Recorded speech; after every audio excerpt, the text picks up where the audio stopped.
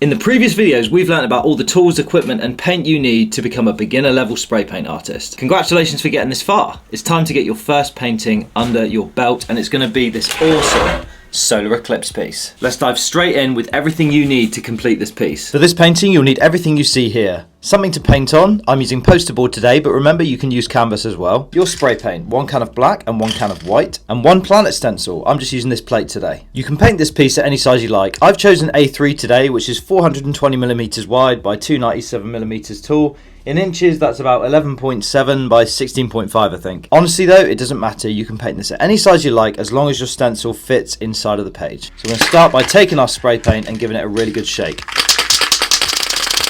The first step is super simple. All we're going to do is cover this whole page in black. Notice my can control. Even though we're massively colouring this in, I am not taking it too fast. I'm just moving the can and putting down light coats until I've covered the white on the page. Remember that good can control is going to stop the paint from pooling and it's going to make it dry much better. Now we have our page covered in black, we need to let this completely dry. And I mean completely dry. Don't be tempted to move on to the next step too quickly. If you wanted to speed up the drying process, you could use something like a hairdryer. But for a painting like this, I would actually recommend that you walk away and just let it dry naturally. The reason for this is that the more time you spend standing over the painting and waving it with a hairdryer and stuff like that, the more chance little bits of dust and debris have to fall onto your painting. And for a piece like this, you really don't want that. Okay, now this is completely dry, I can grab my plate here and I'm going to put it right in the middle of the page just so it covers some of the black. If you want to be sure that the stencil is not going to move, you can just grab a weight. I've got this rock here and just pop it on top. Now I want to add some stars to this scene. So for that you need your white spray paint, and to add the stars I'm going to flick them on with my finger. A common mistake is people try to use all of their fingers and flick stars on like this, but actually you just want to use one finger. The finger you want to use is the strongest that you have for flicking. It sounds silly, but if you were going to flick somebody and you wanted to hurt them when you flick them, which finger would you use? Whichever one that is the finger you need to spray. The technique for this is simple. You're just going to spray some white on your finger like this. Now you'll see that there's actually quite a lot of paint on there and I don't want all of this to hit my page. So what I'm going to do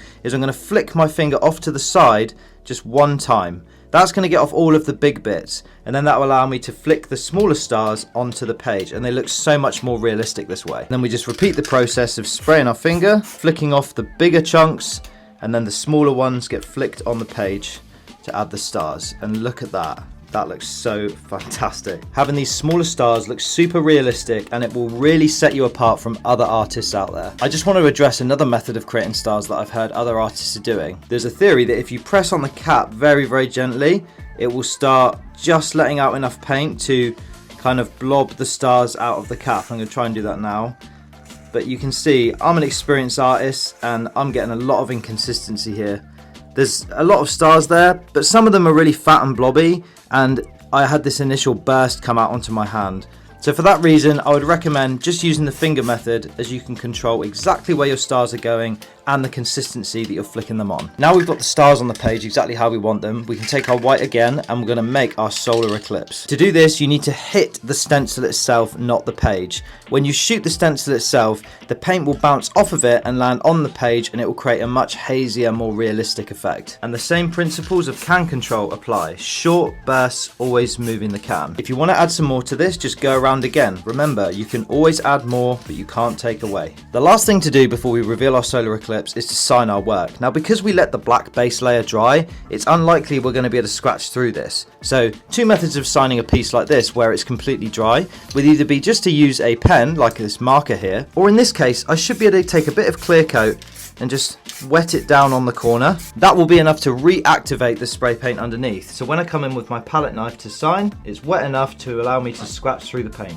Once you've signed your work, the last thing to do is reveal your eclipse. And boom, check it out. That looks amazing. As I said in previous videos, when you first start, clear coating is optional, but with a painting like this, it'll really work. The reason for that is gloss clear coat really brings out blacks in a painting. There's a lot of black here, so this is going to look really sick. Before you clear coat a piece, you must make sure that the painting itself is dry. The reason for this is if the painting's not dry, the clear coat could react with the pigment in the painting and split it. I'm using an ultra wide flat jet cap here, and I'm going to apply 3 coats, one vertically, one horizontally, and one final one diagonally.